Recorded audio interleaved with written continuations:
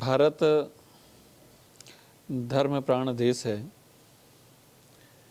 हमने सर्वम खलविदम ब्रह्म, कण कण में परमात्मा के अस्तित्व को हमने स्वीकार किया है।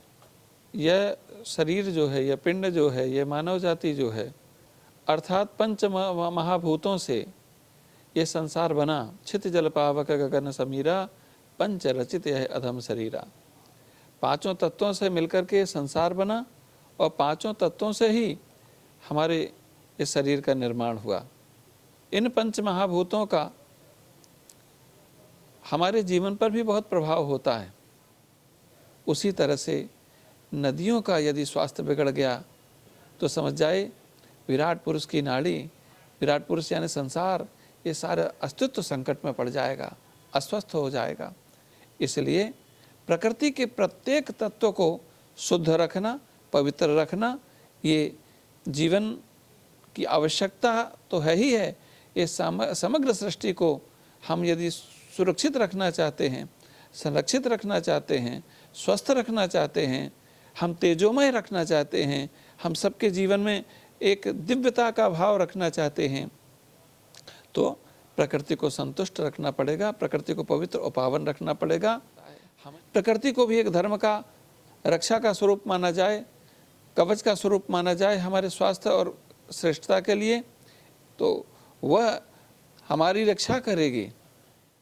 हमारी रहने की आवश्यकता कितनी है, लेकिन हमें बड़ा मकान चाहिए और बड़ा मकान के लिए हम जंगलों को काट रहे हैं, पहाड़ को तोड़ रहे हैं।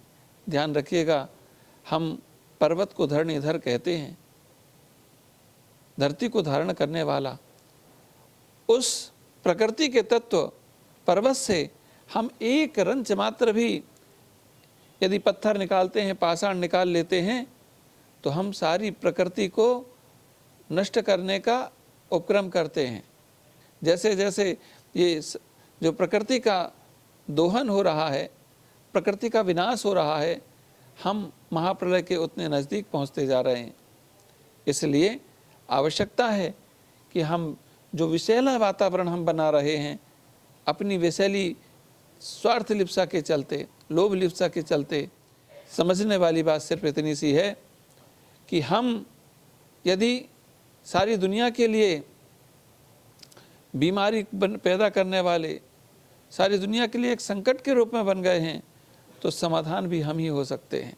इसलिए हमें अपने जीवन शैली को सुधारना पड़ेगा, अपने आप को सुधारना पड़ेगा, अपनी अंतर्भावना को सुधारना पड़ेगा और प्रकृति को सुरक्षित और संरक्षित रखने के लिए, सारे विश्व को शांति और तेजोमय स्वरूप प्रदान करने के लिए, सारी मानव जाति के कल्याण के लिए प्रकृति का संरक्षण परम आवश्यक है।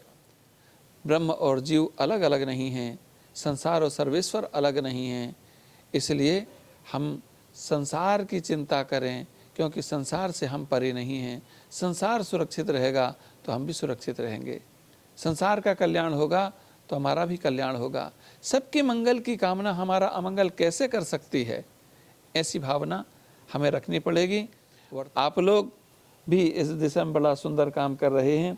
मुझे अत्यंत प्रसन्नता है कि अम्बा गोपाल फाउंडेशन के संस्थापक डॉक्टर हरीश सेट्टी जी होश के माध्यम से कैंसर मुक्त समाज कैसे बने, इसके लिए कार्य कर रहे हैं। क्योंकि आज कैंसर की जो बीमारी है, ये जन जन की बीमारी बन गई है, और जिसको कैंसर होता है वह तो उस बीमारी से जूझता है, लेकिन वो पूरा परिवार की क्या स्थिति होती है, यह बड़ा विचार करने वाला विषय है। किन कारणों से कैंसर हो रहा है, ये विचार करने वाला विषय है।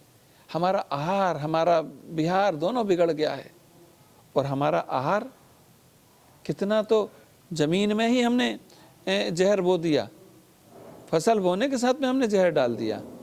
कैसी कैसी खाद्य रसायन से युक्त, केमिकल से युक्त।